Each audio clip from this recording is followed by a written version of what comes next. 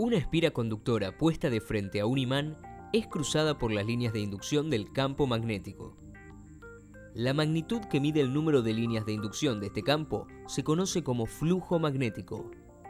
Si hay movimiento entre el imán y la espira conductora, el número de líneas de inducción del campo magnético varía, modificando por lo tanto el flujo magnético a través de su área.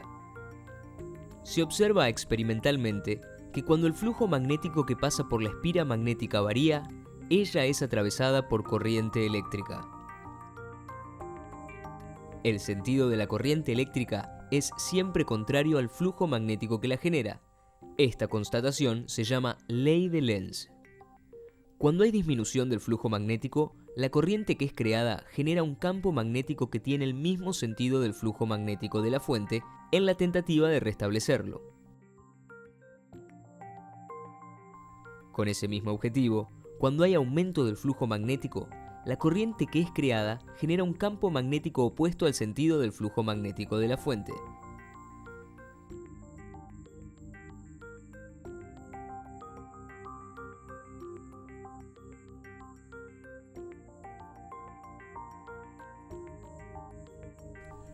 Los motores eléctricos son máquinas que transforman energía eléctrica en energía mecánica, funcionando con base en principios de electromagnetismo.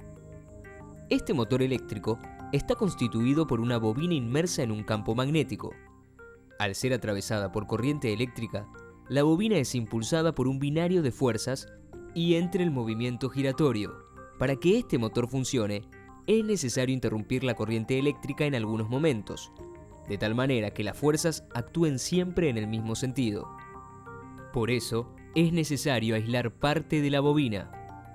Parte del eje está completamente sin barniz, dejando pasar la corriente. La otra parte interrumpe la corriente haciendo que la bobina gire por inercia. El eje pasa a recibir la corriente de forma intermitente, lo que hace que el motor funcione.